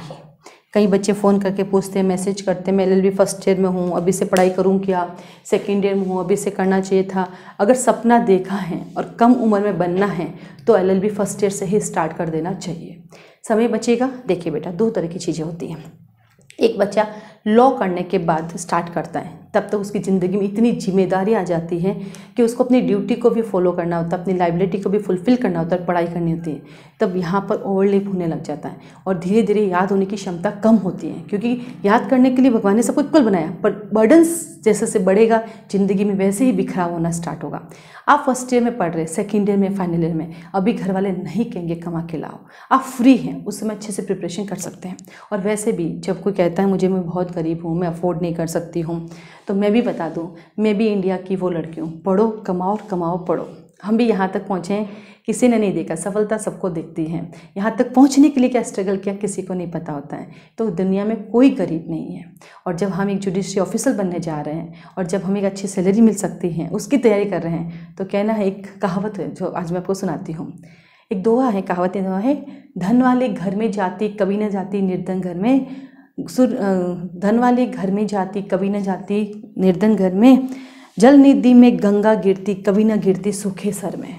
जल निधि में गंगा गिरती कभी न गिरती सूखे सर में। तो गंगा जी भी जहाँ पानी वहीं जाते हैं और लक्ष्मी जी जहाँ हैं पहले से वहीं जाते हैं, इसमें कोई संदेह नहीं है। लेकिन हम मेहनत करके लक्ष्मी जी को भी हमारे इधर बुला सकते हैं और हम मेहनत करके सूखे में भी गंगा को बुला सकते हैं। तो ऐसा नहीं है कि हम नहीं कर सकते। और हम जब करने जा रहे हैं, मुझे नहीं लगता कि मेरी फीस 4, 5, 6 लाख है जो आप अफोर्ड नहीं कर सकते, उतनी नहीं है। और फिर भी नहीं कर पाते हो, मानती हूँ, क्योंकि नहीं होता सबके पास पैसा। तो यूट्यूब पे मैं जितना दे रही हूँ, अगर दिमाग लगा के इसको भी पढ़ो तो आप सब कुछ पढ़ सकते हो, ठीक है। क्योंकि आप में कई लोगों के अभी रोज़ मैसेज आ रहे हैं, आप पूरी CRPC पढ़ा दीजिए, आप पूरी CPC पढ़ा दीजिए, आप पूरी NI एक्ट पढ़ा दीजिए। बिल्कुल सही कह रहे हैं, बट मैं भी तो यहाँ तक क्यों पहुँची हूँ, आपको भी पता है। आज कोचिंग सेंटर क्यों खोला है, किसी का शौक़ होता है, किसी की मजबूरी होती है। बस जब हम इस लेवल पे आके पढ़ लेते हैं और इस लेवल पे आके खड़े हो जाते हैं, तो क्या आपके पीछे आपका परिवार आपसे उम्मीद नहीं करेगा? अभी मैंने क्या कहा कि first year, second year, final year के साथ करोगे, जिम्मेदारी नहीं होगी, लेकिन आफ्टर LLB तो डिमांड होगी ना। आप जब दिन भर काम कर रहे हो तो आपके घर वाले डिमांड नहीं करेंगे, बेटा आप तो कमा के दे दो। और आज 2021 की जब हम बात करें, 2020 की जब बात करें, 21वीं सेंचुरी की हम बात करें, तो महिला पुरुष तो इक्वल हैं। कमा के देने का अधिकार तो दोनों का है, कमा के देने का ड्यूटी दोनों की, लाइबिलिटी दोनों की है। तो फिर मेरी भी तो कुछ लाइबिलिटीज़, ड्यूटीज़ होंगी, जिसको आप भूल जाते हो। प्लीज़ ना भूलें, जिस जगह पे आप खड़े हैं उसी तरह सबको समझिए। जिन मजबूरियों में आप जी रहे हैं वो ज़िंदगी सभी जी रहे हैं, जिन खुशियों में आप जी रहे हैं वो खुशियाँ सबके पास भी हैं। तो जहाँ आप खड़े हमेशा जैसे आप हैं वैसे सबको सोचें, तब तो रहेगी अच्छाई। और नहीं तो फिर वही है, आप इरिटेट करेंगे सामने वाले को, परेशान करेंगे तो सामने वाला क्या करेगा। मैंने देखे हैं लोग क्या करते हैं, हम आपको पढ़ा रहे हैं CRPC, अब मैसेज करेंगे मैम CPC पढ़ा दीजिए ना, मैम एविडेंस पढ़ा दीजिए ना, मैम TP पढ़ा दीजिए ना। अरे भाई जो पढ़ा रहे पहले वो तो पढ़ लीजिए ना, और वो आपको याद है तो डोंट वेस्ट योर टाइम। आप वीडियोस बंद कीजिए और आप अपना पढ़ाई कीजिए। आपको लगता है तो मेरा टट्टाफिकेशन है, बेटा आपको तब तक पढ़ना है जब तक सिलेक्शन नहीं हो जाता। सिलेक्शन हो गया उसके बाद कोई नहीं कहेगा आपको पढ़ने का, लेकिन आपको कितना भी आता है अगर आपको लगता है, क्योंकि मैं कई बार लाइव चैट में बैठती हूँ, मैं देखती हूँ ना, मैम ये पढ़ा दीजिए, मैम ये पढ़ा दीजिए, और मुझे उस समय हंसी आती है क्योंकि इतना टाइप करने जितना अपने पास होता नहीं है, तो हंसी आती है। अरे भाई जो पढ़ा रही हो पहले वो पढ़ लो, यानी तुम अभी भी वीडियो देख रहे हो पर तुम्हारा दिमाग कहीं और चल रहा है, फिर कैसे पढ़ोगे, पॉसिबल ही नहीं। यही होता है अक्सर कि यूट्यूब पे जब मैं पढ़ाती हूँ तो बोलते हैं कि आपको जो अच्छा आता है वो यूट्यूब पे पढ़ाते हो, क्लास में आपको पता नहीं चलता, आप अच्छा नहीं पढ़ाती हो। तो मैंने कहा बात तुम्हारी नेक है, पर मैं भी बात बताती हूँ। CPC आपने रोज़ पढ़ी, क्लास में आप वो पढ़ते हो, लेकिन कॉन्ट्रैक्ट TP आप रोज़ पढ़ते नहीं हो और क्लास में अपना डेडिकेशन देते ही नहीं हो। आप घर जाके होमवर्क ही नहीं करते हो। अब बताओ भाई ऐसी कौन सी सोनपरी है मेरे पास जादू की छड़ी है कि मैंने आपको पढ़ाया और आपको रट गया। उसके लिए रिवीजन भी करना पड़ेगा। एक अच्छा मैसेज आया था कि मैम मैंने चैप्टर 1 आपसे पढ़ा और उसके बाद मैंने 3 बार रिवाइज किया और अब परमानेंट लाइफ टाइम के लिए याद हो गया मुझे, यानी रिवाइज किया। तो ऐसे TP हुआ, कॉन्ट्रैक्ट हुआ, लिमिटेशन हुआ, SRA हुआ और दूसरे जितने भी एक्ट हैं, क्योंकि मैंने तो यूट्यूब पे यूपी के एक्ट भी पढ़ाए हैं, हरियाणा के भी पढ़ाए हैं, महाराष्ट्र के पढ़ाए हैं, even the wild life Himachal के लिए पढ़ाया है। मुझे पूरा कानून आता है, मैं पढ़ाती हूँ, लेकिन दिक्कत क्या है, आप रिवीजन ही नहीं करते हो। आप में से कुछ ऐसे बच्चे हैं, बुक्स उठाई, घर गए, रख दिया, दूसरे दिन उठाई, फिर आई क्लास में आके बैठ गए और उम्मीद करते हो हमें रटा दो। जबकि पढ़ने का तरीका कितनी बार सिखाते हैं, पहले भाई तू घर से पढ़ कर आ, फिर मैं तुम्हें पढ़ाऊंगी, फिर तुम जाके पढ़ो। और उसके अलावा और बहुत सारी टेक्निक सिखाती हूँ, जो क्लासेस लेती हूँ, जो हमारी रेगुलर क्लासेस चलती है, उनको इतनी सारी चीज़ें सिखाती हूँ कैसे क्या करना है। कानून क्या, कानून की हर एक चीज़ रट जाएगी, बट खुद के एफर्ट तो देखो। खुद के एफर्ट तो है नहीं, जब देखो अंगुली उठाओ, अरे 1 3 इधर भी है, फुल क्यों जाते हो। तो ज़िंदगी को स्मूथ बनाओ, सरल बनाओ और अपनी मंजिल की तरफ आगे बढ़ो, ताकि आपको आपकी वो चीज़ मिल सके जिसकी आप हकदार हैं और आपके परिवार को वो खुशियाँ मिल सके जो आपके ऊपर डिपेंड है। तो स्टार्ट कीजिए अपनी पढ़ाई, रिवीजन कीजिए, अब ये करना बंद कीजिए। ठीक है, चलिए फिर से चलते हैं। तो ये इसलिए बताया क्योंकि अभी कई लोग हंसेंगे, ओह मैं बड़े सपने दिखा रही, JM से लगा के CGI तो पहुंचा दिया, खुद तो बनी नहीं। अरे मैं बन जाऊंगी तो आपको कौन बनाएगा, फिर कौन पढ़ाएगा। सिलेक्शन के बाद मैं थोड़ी पढ़ाऊंगी, मैं आराम से ज़िंदगी जीऊँगी, बहुत स्ट्रगल कर लिया लाइफ में। लेकिन ये हकीकत है कि यदि आप 21 साल की उम्र में LLB की ड्यूरिंग पढ़ लेते हो तो एक तो जिम्मेदारियाँ कम होगी, आप आराम से कर पाएंगे, टेंशन्स नहीं होगी लाइफ के अंदर। तो अभी से स्टार्ट कीजिए। तो अगली बार इस सवाल के लिए कोई मैसेज नहीं करेगा कि लॉ के साथ करूँ या लॉ के बाद करूँ, जो करना है साथ करें। ठीक है, तो फिर आप 21 साल की उम्र में जज बन गए, आप 28 साल की उम्र में ACGM बन गए, प्रमोशन हुआ, 35 साल की उम्र तक CGM बन गए, 40 साल की उम्र तक ADJ बन गए, 48 साल तक DJ बन गए, क्योंकि 50 से पहले हाईकोर्ट जज बनाते नहीं हैं। फिर आप 52 साल की उम्र में हाईकोर्ट जज बन गए, फिर 60 साल तक आप सुप्रीम कोर्ट जज बन गए, और ज़िंदगी के लास्ट पड़ाव 65 ईयर्स जब आप पहुंच जाते हो तो आपको चीफ जस्टिस ऑफ इंडिया बना लिया जाएगा।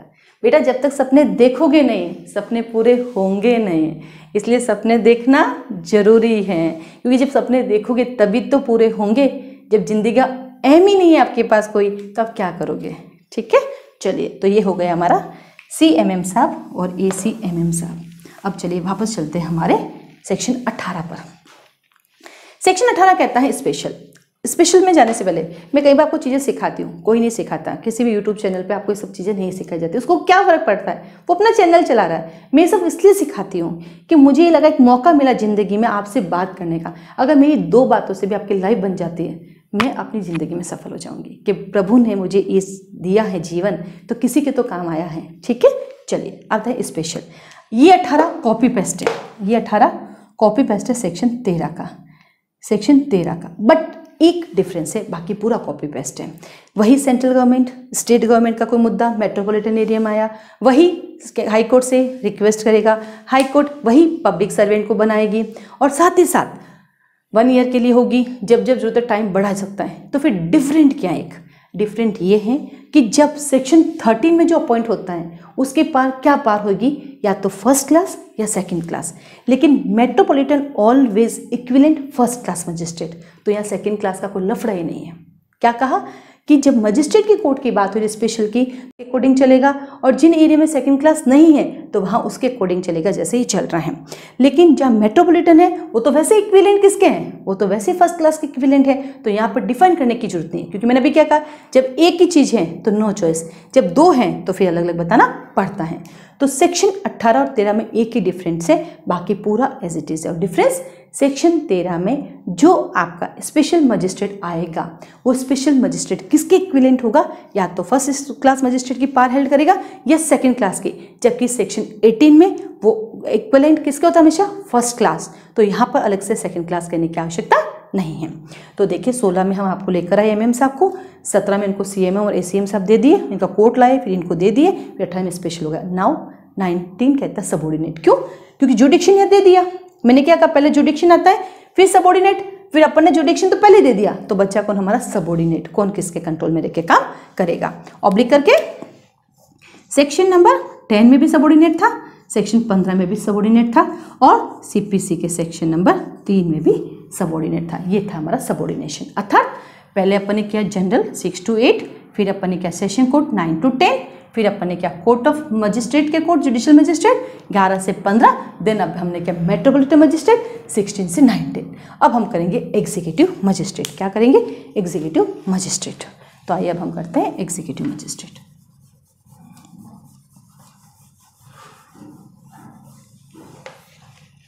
एग्जीक्यूटिव मजिस्ट्रेट में सबसे पहले सेक्शन नंबर 20 कौन है, सेक्शन नंबर 20। बहुत सारे सबसेक्शंस दिए हुए हैं, 5 सबसेक्शंस दिए हुए हैं। सबसेक्शन 1 आपके लिए काम का है, इसको ज़्यादा पढ़ने की जरूरत नहीं होती, पूरी सीआरपीसी आपके लिए नहीं बनी हुई, बट इसमें एक प्री का क्वेश्चन बनता है, इसलिए मैं आपको इस पार्ट को बता रही हूँ। सबसेक्शन 1 कौन करेगी, स्टेट गवर्नमेंट करेगी। किसको करेगी, जितने भी आपके पास आईएएस ऑफिसर होते हैं उनमें से किसी को डीएम बना देगी, और उसमें से एसडीएम बना देगी, और उनको अपना काम दे देगी। ठीक है, ये जो मेरा पढ़ाने का था वो है सबसेक्शन 5 के लिए। सबसेक्शन 5 लिखिए, very important for pre exam. क्या कहा, मेट्रोपॉलिटन एरिया में एग्जीक्यूटिव मजिस्ट्रेट की पार किसको दी जा सकती है, कौन हेल्ड कर सकता है, पुलिस कमिश्नरेट भी कर सकता है। देखिए subsection 5, nothing in this section shall preclude the state government from conferring under any law for the time being in force on a commissioner of police all or any the power of the executive magistrate. ये आपका pre का question है कि यहाँ पर state government DM executive magistrate की power को police commissioner को हेल्ड करने के लिए ट्रांसफर कर सकता है। यही आपका प्री का क्वेश्चन है। तो सेक्शन 20 क्या कहता है, एग्जीक्यूटिव मजिस्ट्रेट का एस्टेब्लिशमेंट कौन करेगी, स्टेट गवर्नमेंट करेगी, और किन किन को अपॉइंट करेगी। Then section number 21, special executive magistrate. अब आपको स्पेशल एग्जीक्यूटिव मजिस्ट्रेट भी लाना पड़ेगा। इससे पहले स्पेशल कहाँ पड़ा, सेक्शन नंबर 13, 18 और 21। अब 3 हो गए आपके पास, 13, 18 और 21। अब 21 में एक अच्छी बात है, ना तो उसके पास लॉ की डिग्री होनी चाहिए और ना ही उसको 1 ईयर के लिए अपॉइंट होगा, वो अपना काम करता रहेगा। सेम ऐसे ही हमारे हुआ था राजस्थान जोधपुर के अंदर, बहुत पहले की बात है, सर 2008 के अंदर हमारे यहाँ पे एक बहुत बड़ा हादसा हुआ था मंदिर में। उस मंदिर के लिए एक स्पेशल एग्जीक्यूटिव मजिस्ट्रेट बिठाया गया था और उसकी छानबीन की, वो अभी भी चला जा रहा है। तो ये हमारे साथ हुआ था, एक बहुत दर्दनाक घटना थी, 2008 की बात है। देन आता है सेक्शन नंबर 22 और 23, वही 22 जुरिस्डिक्शन, 22 जुरिस्डिक्शन और 23 सबऑर्डिनेशन। क्या कहा, पहले पहले जुरिस्डिक्शन, पीछे पीछे सबऑर्डिनेशन। 22 के साथ ऑब्लिक करके क्या लिखेंगे अपन, सेक्शन नंबर 14, सेक्शन नंबर 16 का सबसेक्शन 3, और सबऑर्डिनेशन 23 के साथ क्या लिखेंगे, तो सेक्शन नंबर 23 के साथ टोटल हमारे पास क्या हो गया, 2 सेक्शन 10, सेक्शन 15, सेक्शन 19 और सेक्शन 3 ऑफ सीपीसी। अब आप कहेंगे मैम बार बार ये सब क्यों करा रहे हो, बार बार क्यों कोरिलेट करा रहे हो, तो मैं आपको फिर से एक बात बताती हूँ, उसके पीछे मेरा रीज़न क्या है। ये सब एग्जाम पॉइंट ऑफ व्यू काम से नहीं आएगा, ठीक है, बट इससे बार बार करने से आपके माइंड की एक्सरसाइज होगी। क्योंकि कंसेप्ट आपके पास क्लियर है, पर जब तक सेक्शन नहीं होगा कंसेप्ट का क्या करोगे, कड़ी बनाओगे, कहते ना ज़्यादा हो तो क्या हो, कड़ी बनाएंगे क्या, एक मारवाड़ी में चलता रहता हम लोगों का कहावत कह देते हैं इसको ना। तो ये करने से बार बार दिमाग आपका होता रहता, काम करता है, एक्टिव रहता है बेचारा, ओ याद कर लिया, फिर इस दिमाग को आदत पड़ जाती है। जैसे मैं हूँ, अभी छत्तीसगढ़ का एक पढ़ाना है, पढ़ के पढ़ा लेती हूँ, एकदम से आ जाता है। क्यों? अब इस दिमाग को पता है ये मैडम पढ़ाएगी, ये तुम्हें डालेगी, तुम्हें यूज़ करना ही पड़ेगा, तुम्हें लेना ही पड़ेगा, अडॉप्ट करना ही पड़ेगा। इसलिए कोई भी इंडिया के किसी भी स्टेट का कानून उठा के मैं आराम से पढ़ा सकती हूँ, क्योंकि अब इसको भी आदत हो गई ना कि यही आना है, तुम्हारे पास और कुछ भी नहीं मिलने वाला तुझे, है ना। तो इसलिए ये सब करवाती हूँ, अन्यथा इसकी ज़रूरत नहीं है। अब हम पढ़ने वाले हैं 6 क्लोज। ये क्लोज बहुत इंपॉर्टेंट है। यहाँ पर कहीं बार बहुत सारे कन्फ्यूज़न हो जाते हैं कि क्या है, क्या कह रहा है, क्या नहीं। अब तो कोर्ट में कन्फ्यूज़न, आज से आपका सारे कोर्ट के कन्फ्यूज़न ख़त्म, ठीक है। अब एक कन्फ्यूज़न और है, उसको भी अपन क्लियर कर लेते हैं। मैंने यहाँ पे देखो एक वर्ड लिखा पीपी, कोई दिक्कत ही नहीं। फिर एक वर्ड लिखा मैंने एडीपीपी, ठीक है, और फिर मैंने लिखा एपीपी। 3 वर्ड लिखे मैंने। एक तरह से देखा जाए तो इस पीपी के लिए हमें किसकी जरूरत पड़ती है? एडिशनल पीपी साहब की। एडिशनल पीपी साहब को अपन एपीपी बोलेंगे शॉर्ट में, और इसको भी एपीपी बोलेंगे, तो कंफ्यूज हो जाओगे ना। तो अपन ने क्या किया, उस एडिशनल को याद करने के लिए एडीपीपी कर दिया, ताकि हमारा कंफ्यूजन नहीं रहेगा। क्या कर दिया मैंने, उसको एडीपीपी कर लिया, ठीक है। और एक हमारे पास डायरेक्ट प्रोसिक्यूशन आ जाता है। सबसे पहले आता है सेक्शन नंबर 24, पीपी साहब। ऑब्लिक करके क्या लिखेंगे, टू का you are a public prosecutor. Why? थोड़ी सी तैयारी कर ले, आरजेस बन जाएगा। ये जो हमारे 24 है, इसके अंदर टोटल 9 सबसेक्शन है, टोटल 9 सबसेक्शन है, और 9 ही रट्टा हुआ होना चाहिए, क्योंकि इंडिया की किसी भी जुडिशरी में जाओ, एक सवाल तो इस सेक्शन से आता ही आता है। एपीओ का एग्जाम देने जाओ, इसी सेक्शन से सवाल आता है, ठीक है। हाई कोर्ट में पीपी साहब चाहिए, ठीक है साहब। मैं आपको ये सब सेक्शन से नहीं करा रही हूँ, क्योंकि सब सेक्शन से पढ़ना है तो क्लास पधारो। मैं यहाँ पर ये कंसेप्ट पढ़ाऊंगी, क्योंकि बच्चे कहते हैं मैडम रटाती है सेक्शन, ऐसे थोड़ी होता है, कंसेप्ट बताओ भाई। तो अब मैं आपको सेक्शन 24 के सिर्फ कंसेप्ट बताऊंगी। लेकिन एपीओ के एग्जाम में, इंडिया के जितने भी एपीओ के एग्जाम होते हैं, सेक्शन 24 सीधा सब क्लोज से पूछते हैं। सब क्लोज 3 क्या है, 8 क्या है, 9 क्या है, 7 क्या है। बट आप तो कहते हो मैम रटाती, इसलिए मैं तो कंसेप्ट ही बताऊंगी। और आप कहते हो मैम कंसेप्ट नहीं समझाती, आगे कंसेप्ट समझाती हूँ आपको, क्योंकि मुझे सब आता है। पर मुझे इतना पता है कि आपको जुडिशरी कैसे क्लियर करनी, आपको आपका नौकरी कैसे मिलनी है, उसके लिए बताती हूँ। लेकिन अब आपकी आदत ऐसी पड़ी हुई है ना कि कमियां निकालूं मैं दिन भर बैठन। कुछ होते हैं हमारे, वो बैठते हैं मेरा वीडियो देखते हैं, यहाँ गलत बोला, यहाँ गलत बोला, अरे भाई कितनी बार समझाइए, यूट्यूब है, निकल गया सेक्शन, भूल गए। जैसे भी हाल ही की बात है, सेक्शन नंबर 348 लिखा दिया, बट बोला था मैंने आर्टिकल 348। आप समझ गए कि मैम आर्टिकल 348 कह रही है, आप मेरी भावनाओं को समझ गए, लेकिन नहीं, कैसे, क्यों, आप नहीं, बिल्कुल नहीं, हम कुछ भी, आप तो ये थोड़ा होता है। चलिए यहाँ पे क्या है, ध्यान से सुनिएगा। हाई कोर्ट, हाई कोर्ट में सेंट्रल गवर्नमेंट का मुद्दा आया या स्टेट गवर्नमेंट का मुद्दा आया। क्या कहा, हाई कोर्ट में सेंट्रल गवर्नमेंट या स्टेट गवर्नमेंट का कोई मुद्दा आता है, पैरवी कौन करेगा, सरकार की तरफ से। तो ये अपने लिए हाई कोर्ट में पैरवी करने के लिए पीपी साहब की अपॉइंटमेंट करते हैं। सेंट्रल गवर्नमेंट अपने मुद्दे के लिए, कौन से मुद्दे, यूनियन लिस्ट। स्टेट गवर्नमेंट अपने मुद्दे, कौन से मुद्दे, स्टेट लिस्ट। अपने लिए पीपी साहब की, और जरूरत पड़ेगी तो एडीपीपी साहब, इनकी मदद करने के लिए भी तो कोई चाहिए, इनकी भी करते हैं।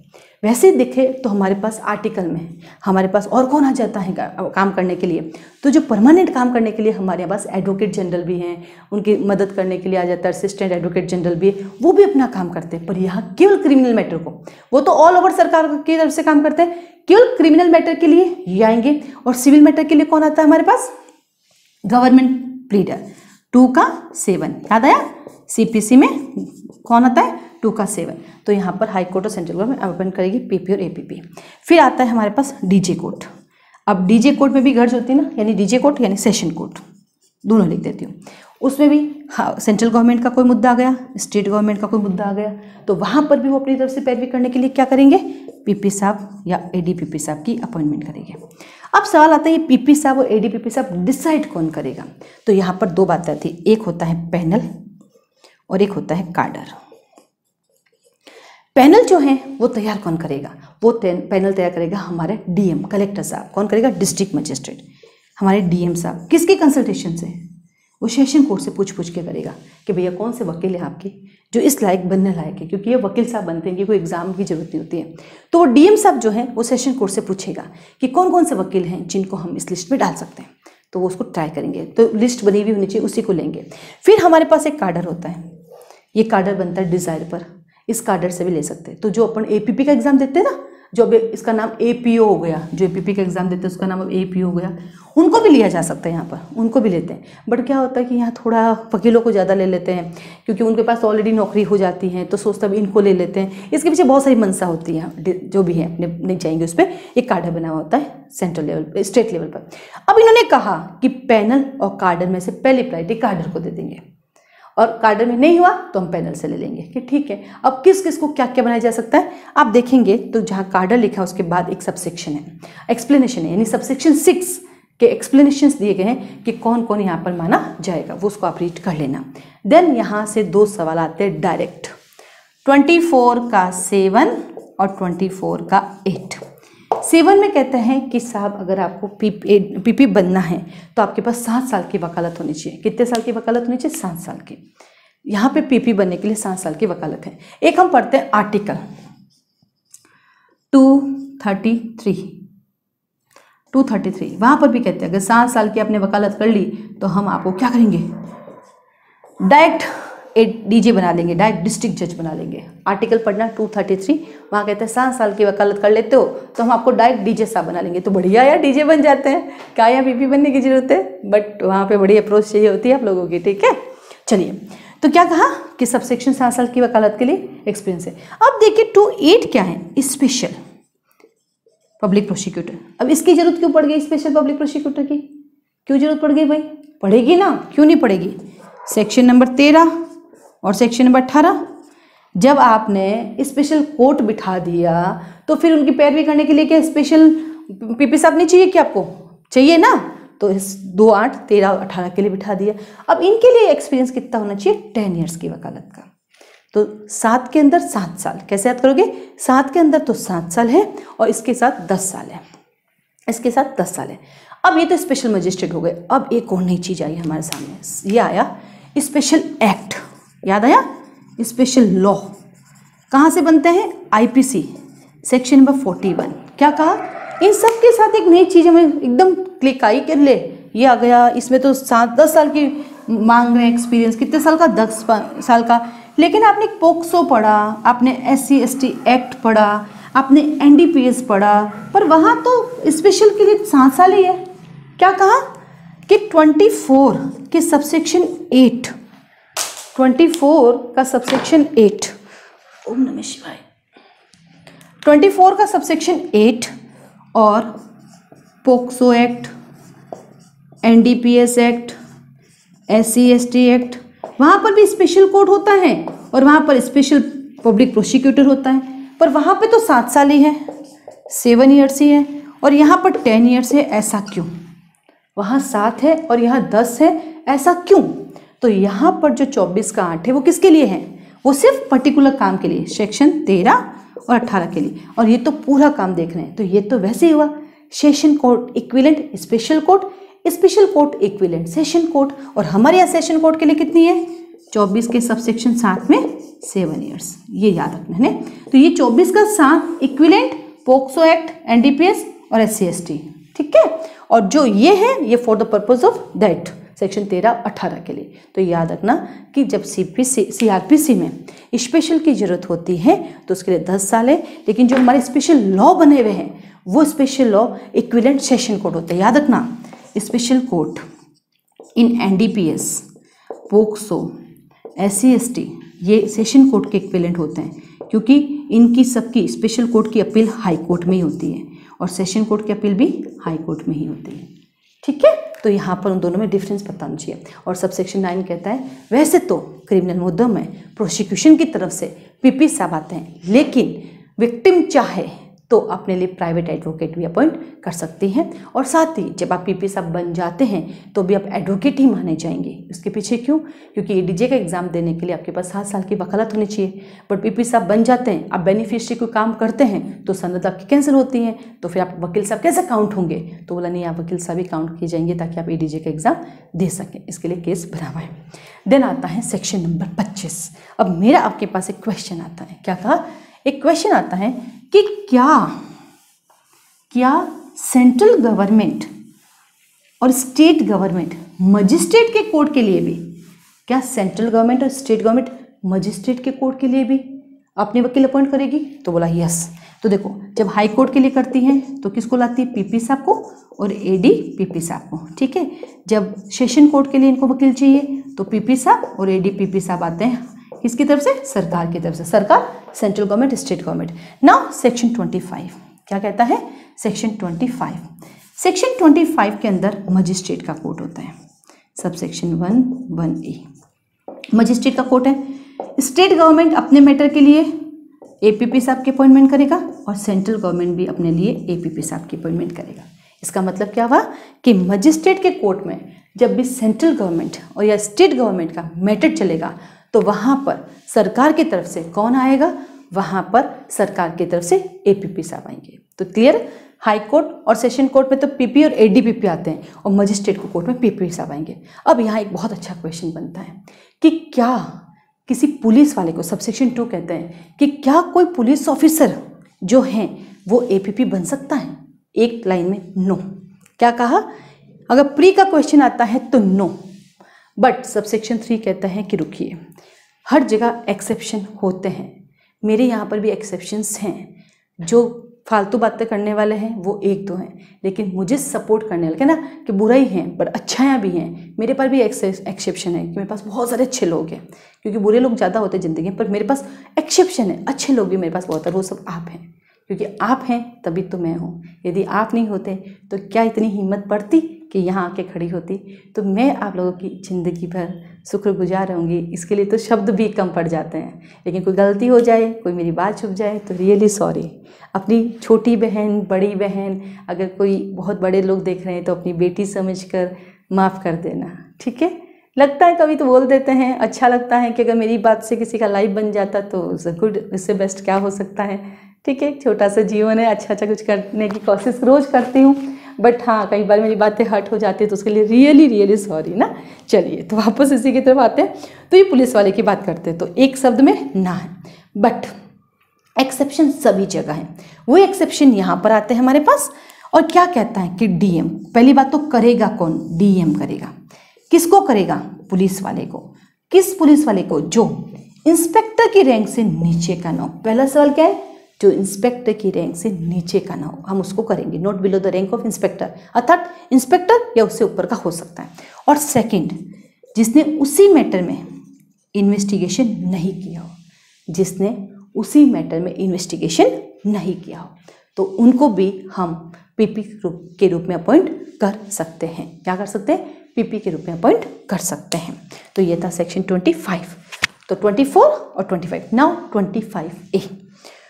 25A जो है उसके अंदर आपके पास 7 सबसेक्शन दिए गए हैं। 25A से प्री के 3 क्वेश्चन बनते हैं, मेन का कोई क्वेश्चन नहीं बनता है। 25A कहता है सबसे पहले डायरेक्टर प्रोसिक्यूशन और एक डिप्टी डायरेक्टर होगा, एक डायरेक्टर एक डिप्टी डायरेक्टर होगा। उनके अपॉइंट होने के लिए 10 साल की वकालत चाहिए। कितने साल की वकालत चाहिए आपको? 10 ईयर्स की वकालत चाहिए। और ये किसके कंट्रोल में रहेगा? ये होम मिनिस्ट्री के कंट्रोल में रहेगा। तो पहले डायरेक्टर डिप्टी डायरेक्टर थे, तो अपन जो एपीओ का एग्जाम देते हैं ना, एपीओ बनते हैं, तो हमारा प्रमोशन होते होते हम भी डायरेक्टर या डिप्टी डायरेक्टर तक पहुंच जाते हैं। तो इसीलिए है फर्स्ट यानी एपीओ के एग्जाम के लिए, और राजस्थान की मैं बात करूँ, एपीओ की वैकेंसी कभी भी आ सकती है। 2 साल की वकालत का एक्सपीरियंस चाहिए होता है, अर्थात रजिस्ट्रेशन होगा वही बच्चा दे पाएगा। तो जब वो बनता है तो उसके प्रमोशन में वो डायरेक्टर और डिप्टी डायरेक्टर प्रोसिक्यूशन बन सकता है। तो पहला 10 साल, और तो एक तो प्रमोशन के थ्रू और एक वकील साहब डायरेक्ट भी बन सकते हैं। तो 10 साल की वकालत होनी चाहिए। किसके कंट्रोल में रहकर काम करेंगे? होम मिनिस्ट्री के कंट्रोल में रहकर काम करेंगे। अब यहाँ पे दूसरी बात जो आती है वो ये है कि यहाँ पे डिप्टी डायरेक्टर साहब जो है किसके कंट्रोल में रहेंगे? डायरेक्टर साहब के कंट्रोल में रहेंगे। फिर ये जो अपने हाई कोर्ट में पीपी और एडीपीपी साहब है ना, हाई कोर्ट के जो हमारे पीपी और एडीपीपी साहब हैं, ये हमारे डायरेक्टर साहब के कंट्रोल में रहकर काम करेंगे। क्या कहा? हाई कोर्ट में जो अपन ने पीपी और एडीपीपी अपॉइंट किए वो डायरेक्टर साहब के कंट्रोल में काम करेंगे, और जो हमारे डिस्ट्रिक्ट कोर्ट और मजिस्ट्रेट कोर्ट के जो हमारे एडीपीपी डीपीपी साहब हैं वो हमारे डिप्टी डायरेक्टर के कंट्रोल में रहकर काम करेंगे। क्या काम करेंगे, कैसे काम करेंगे, जो स्टेट गवर्नमेंट तय करेगी। अब सबसे अच्छी बात है इसका लास्ट सबसेक्शन, इन सारी प्रोसीजर में एडवोकेट जनरल अब पे अप्लाई नहीं होगी, वो इनके कंट्रोल में काम नहीं करेगा, क्योंकि एडवोकेट जनरल कॉन्स्टिट्यूशनल पोस्ट है और ये सारी जो है प्रोसीजर के दौरान आपको दी जाती हैं। तो क्या कहा कि इन सारे के सारी प्रक्रिया जो हैं आपके एडवोकेट जनरल पे अप्लाई नहीं होगी। एडवोकेट जनरल पढ़ते हैं आर्टिकल 165 में, यानी स्टेट लेवल पर कॉन्स्टिट्यूशनल पोस्ट के रूप में जो सेंट्रल गवर्नमेंट स्टेट गवर्नमेंट के लिए जो रिप्रेजेंट करती है, सरकार के सारे ऑफिसर्स को रिप्रेजेंट करती है, उसे बोलते हैं एडवोकेट जनरल, महाधिवक्ता, आर्टिकल 165। और सेंट्रल लेवल पे जो बैठता है सरकार की तरफ से काम करने के लिए, सरकार को लॉ की एडवाइस देने के लिए, उसे बोलते हैं अटॉर्नी जनरल। क्या बोलते हैं? Attorney general, article 76। कहाँ पढ़ते हैं? आर्टिकल 76। तो इस तरह से हमने क्या किया, 6 पार्ट में डिवाइड किया हमारे चैप्टर नंबर 2। अप्रैल का महीना है, 2020 है, कूलर पंखे है नहीं अभी, लॉकडाउन में कोई आके लगाने नहीं है, तो थोड़ा सा हो जाता है ना। चलिए, तो आता सबसे पहला जनरल, देन हमने पढ़ा सेशन कोर्ट, देन मजिस्ट्रेट का कोर्ट, देन मेट्रोपॉलिटन कोर्ट, फिर आता है हमारे पास एग्जीक्यूटिव, और लास्ट हमारे पास इन सब के कोर्ट के अंदर पैरवी करने के लिए हमारे पीपी, एडीपीपी, एपीपी साहब, और उन पर कंट्रोल करने के लिए और उनके कार्यों को डिस्ट्रीब्यूट करने के लिए हमारे पास डायरेक्ट प्रोसिक्यूशन भी आ जाता है। तो ये जो चैप्टर था, ये चैप्टर आपके लिए आपके जीवन में क्या क्या काम आएगा, जुडिशरी निकालने के लिए, प्रैक्टिकल एस्पेक्ट के लिए भी इसका बहुत बड़ा रोल है।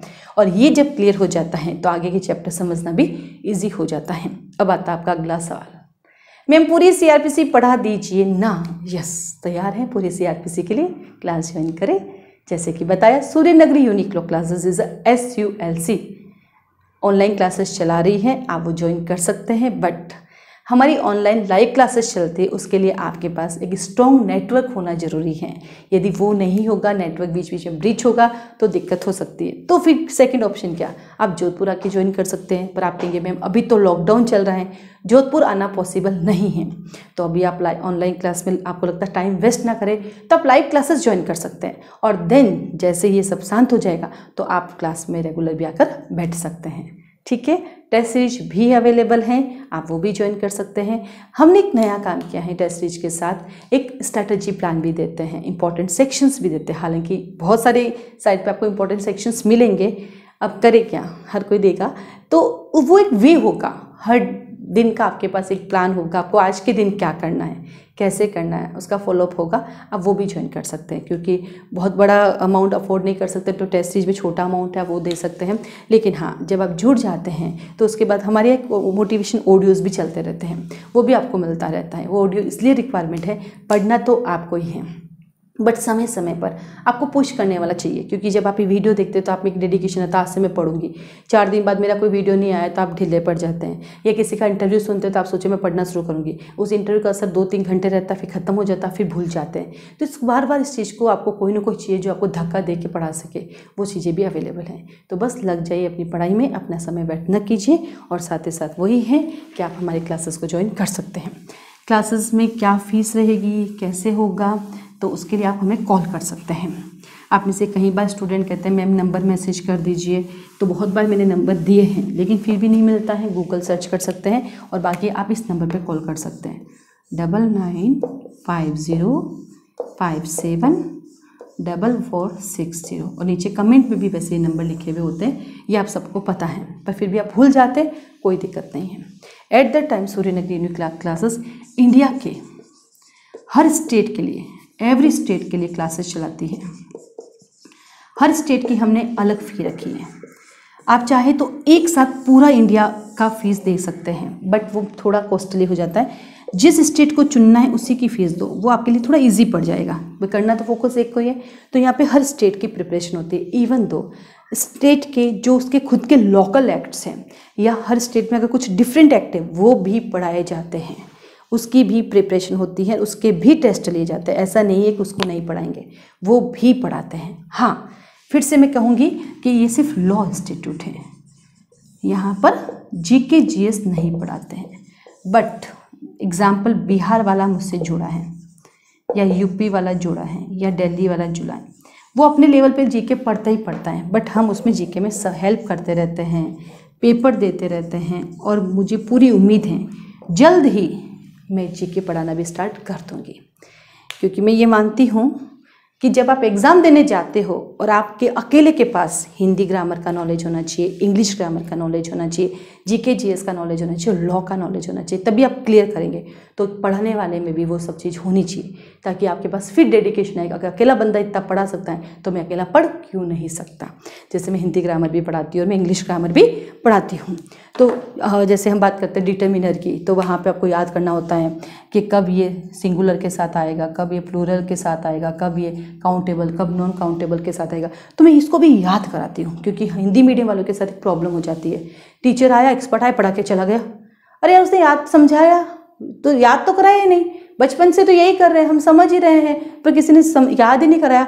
तो हमारे यहाँ पर राजस्थान प्री के लिए इंग्लिश ग्रामर की क्लासेस चलती है, और वो भी डिटेल से एक एक चीज़ याद करी जाती है। तो आप केवल इंग्लिश ग्रामर प्री के लिए क्लास ज्वाइन कर सकते हैं। हमारे यहाँ पे हिंदी ग्रामर की क्लासेस चलती है, और इवन तो तत्सम तद्भव है ना, वो भी मैं बोर्ड पे लिखा के कराती हूँ। उसका रीज़न ये है ताकि इंग्लिश मीडियम वालों को हिंदी लिखना आ जाए। मेरे को क्या है, मैं भी आपको पन्ने पकड़ा दूँ कि ये लीजिए पेपर याद कर लीजिए प्राइवेसी, लेकिन नहीं, मैं वो भी बोर्ड पर बोला के कराती हूँ। मुझे आज भी याद है कि जिन बच्चों ने मुझसे पढ़े थे और जो प्राइवेसी करे उनको आज भी याद है, जितना मुझसे पढ़ा उतना याद है, बाकी याद नहीं है उनको, क्योंकि वापस प्रैक्टिस ही नहीं की। तो ये भी बोर्ड पर फिर है मेरे पास, ये प्री के लिए है, तो प्री का अलग पैकेज है। फिर मेन के लिए ऐसे राइटिंग करवाती हूँ। वो ऐसे राइटिंग भी जनरली क्या होता है ऐसे राइटिंग में कि आपको कहते लिख के लाओ चेक करूँगी, मैं वो नहीं, मैं वो भी बोल के लिखवाती हूँ। इवन दो कोटेशंस और दोहे याद भी कराती हूँ, लिखाती भी और समझाती हूँ कैसे बनाई जाए। तो हमारे पास इंग्लिश ऐसे राइटिंग और हिंदी ऐसे राइटिंग के लिए भी क्लासेस अवेलेबल है। फिर आती है हमारे पास जजमेंट राइटिंग की। हम जल्दी ही जजमेंट राइटिंग की क्लासेस स्टार्ट करेंगे। वो भी हम पूरा जजमेंट एक एक लाइन आपको डिटेक्ट करवाते हैं, लिखवाते हैं, प्रैक्टिस कराते हैं, ताकि वो चीज़ आपके लिए हमेशा आपके पास आ जाए। ऐसे नहीं जा ये दे दिया, समझा दिया, लिख के लिया ना, अरे वो आ जाता तो खुद ही नहीं कर लेते, फिर कोचिंग जाने की जरूरत ही कहाँ पड़ती। हाँ, अलग बात है, आज जो मैं बता रही हूँ अब लोग भी फॉलो करेंगे, अब लोग भी आपको बताएंगे, लेकिन जब कोई किसी को फॉलो करता है तो चीज़ें छूट जाती है और वो आपको गुमराह करता रहता है। उन गुमराहों से बचे। अगर उनको करना होता तो फिर पहले क्यों नहीं किया।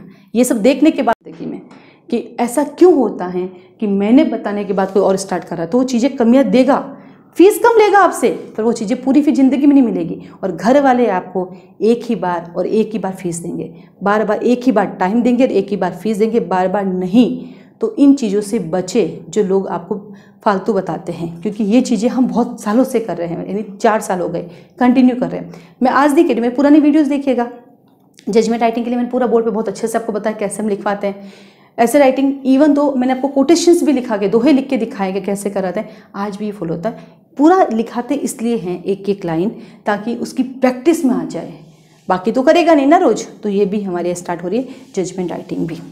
अब आज हमारे CRPC के बाद अब स्टार्ट होगी हमारी क्लास हायर जुडिशरी के लिए। यानी कई बार लोगों को जब बताया कि हम हायर जुडिशरी कराते हैं तो उन्होंने कहा अच्छा आप कराते हो, कैसे पढ़ाते हो। तो अब अगले जो हमारे चैप्टर्स आएंगे, अगले जो लॉज हम पढ़ाएंगे वो higher judiciary point of view से पढ़ाएंगे, ताकि जल्दी ही हमारे यहाँ पे हायर जुडिशरी की क्लासेस स्टार्ट होने वाली। तो पहले हम यूट्यूब पे आपको उसको बताएंगे कैसे पढ़ाते हैं, और देन आप उसको ज्वाइन कीजिएगा। तो अच्छा है, आप पढ़ाई कीजिए, आगे बढ़िए। All the best. इधर उधर की बातों को दूर कीजिए, ज़िंदगी में उन लोगों को दूर कीजिए जिनकी वजह से आपका समय व्यर्थ हो रहा है। एक हैं जो आपका सबसे ज़्यादा समय व्यर्थ करता है, और वो कौन, मुझे बताने की ज़रूरत नहीं है। वो आपका टाइम वेस्ट करता है, वो आपकी आइज़ को ख़राब कर रहा है, वो आपके हैंड्स को परेशान कर रहा है, दुखता रह जाता है दिन भर ऐसे चलाते हो। समझ गए ना कौन, वही आप सबका अपना खास आपका मोबाइल जो आपको बहुत टाइम वेस्ट कराता है। चेंज कीजिए नंबर, चेंज कीजिए अपने व्हाट्सएप नंबर। लोग कहते हैं कि हमने फेसबुक नहीं चलाया, हमने यूट्यूब नहीं देखा, हम सोशल से दूर हैं, वो सब झूठ बोलते हैं। बिना देखे ये सब करता ही नहीं, लेकिन हाँ उन्होंने एक दिमाग लगाया, अपना एक पर्टिकुलर नंबर रखा। वो सबको देख रहे थे बट खुद को वापस देखने को उन्होंने मौका नहीं दिया, और सफलता के बाद ही वो आप सबके सामने आए। बाकी ऐसा नहीं है कि वो नहीं देखे। तो आप कोशिश कीजिए अपना मंजिल को हासिल करनी है, इन सबको इग्नोर कीजिए, अपना नया नंबर, नया व्हाट्सअप नंबर, ताकि आप दोनों को देख सको, दुनिया आपको नहीं देखे, और सिर्फ कॉलिंग नंबर रखिए, लोगों से बात कीजिए, और उतनी ही जितनी वो आपके लिए पॉजिटिव हो। जैसे ही वो नेगेटिव स्टार्ट करे, फ़ोन कट, आज के लिए धन्यवाद, ऐसे करके कट करो। अब ज़िंदगी में उनको धन्यवाद करने का समय आ गया है, क्योंकि लाइफ में हर चीज़ दोबारा नहीं मिलती है, और हर किसी का सपोर्ट बार बार नहीं मिलता है। इन सबको सोचते हुए अपनी ज़िंदगी में आगे बढ़िए, अपनी पढ़ाई को फोकस कीजिए। एक समय मिला है, इससे 2 फायदे होंगे, आप घर में रहेंगे, सुरक्षित रहेंगे, और अपनी पढ़ाई को फोकस करेंगे, अपना टारगेट कंप्लीट करेंगे। क्योंकि अदर डे आप पढ़ते पढ़ते 2 काम आगे, बाजार जाके आता हूँ, पूरा दिन खराब हो जाता है। अभी आपकी ये सब चीज़ें खत्म हो चुकी हैं। हाँ, घर का काम थोड़ा करना पड़ता है, और अभी तो मेल और फीमेल दोनों को घर का काम करना पड़ता है, बट वो भी टाइम फिक्स है, वो कर लो, उसके बाद फ्री हो, फिर पढ़ना ही पढ़ना है। ठीक है, चलिए आज के लिए धन्यवाद। ध्यान रखिएगा अपना, घर में रहिएगा, आराम से रहिएगा। धन्यवाद।